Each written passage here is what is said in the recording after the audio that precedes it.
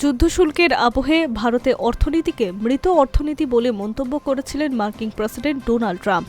Oman সফরে গিয়ে নাম না করে সেই আমেরিকান অর্থনীতিকেই খোঁচা দিলেন প্রধানমন্ত্রী নরেন্দ্র মোদী। ভারতের অর্থনীতি দ্রুত এগোচ্ছে বলে জানিয়ে প্রধানমন্ত্রীর বক্তব্য, বিশ্বের বড় অর্থনীতির দেশগুলি ধুঁকছে। অনেকের মতো নাম না করলেও আসলে আমেরিকার কথাই বলতে চেয়েছেন প্রধানমন্ত্রী, কারণ আমেরিকাই এই মুহূর্তে বিশ্বের বৃহত্তম অর্থনীতি বলে বিবেচিত হয়। সম্প্রতি ত্রিদেশীয় সফরে বেরিয়েছেন প্রধানমন্ত্রী।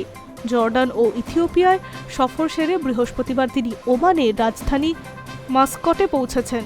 সেখান থেকেই তিনি বলেন, কয়েকদিন আগেই আর্থিক বৃদ্ধির পরিসংখ্যান প্রকাশিত হয়েছে। তাতে দেখা গিয়েছে ভারতের আর্থিক বৃদ্ধি 8%-এরও বেশি। এর অর্থ গোটা বিশ্ব নানা সমস্যার সম্মুখীন হলেও ভারতের অর্থনীতি দ্রুত এগোচ্ছে। বিশ্বের বড় অর্থনীতির দেশগুলি যখন ধুঁকছে তখন ভারতের আর্থিক বৃদ্ধি এতটা বেশি। এর থেকেই বোঝা যাচ্ছে ভারত কী করতে পারে। প্রসঙ্গত, চলতি অর্থবর্ষে ভারতের আর্থিক বৃদ্ধির গতি ঊর্ধ্বমুখী। প্রথম ত্রৈমাসিক ধারাও বজায় থাকছে দ্বিতীয় ত্রৈমাসিকেও। শুধু তাই নয়, গত 6টি ত্রৈমাসিকের হিসাব ছাপিয়ে গিয়েছে সাম্প্রতিক পরিসংখ্যান। 2025-26 অর্থবর্ষের দ্বিতীয় ত্রৈমাসিকে জিডিপির হার দাঁড়িয়েছে 8.2%। জিডিপি বৃদ্ধির পরিসংখ্যান দিয়েছে জাতীয় পরিসংখ্যান সংস্থা। আমেরিকার সঙ্গে ভারতের শুল্ক যুদ্ধ অব্যাহত। দুই দেশের মধ্যে প্রস্তাবিত বাণিজ্য চুক্তি চূড়ান্ত না হওয়ায় এখনও ভারতীয় পণ্যের ওপরে জরিমানা সহ 50% শুল্ক কার্যকর রয়েছে।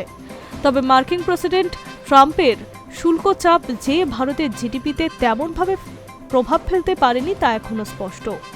আর্থিক বৃদ্ধির গতির হিসেব ঘটনাচক্রে ভারতের উপর শুল্কের হার ঘোষণা করতে গিয়ে ট্রাম্প ভারতের অর্থনীতিকে মৃত বলে উল্লেখ বলেছিলেন, ভারত রাশিয়ার সঙ্গে কি করবে তাতে আমার কিছু যায় আসে না।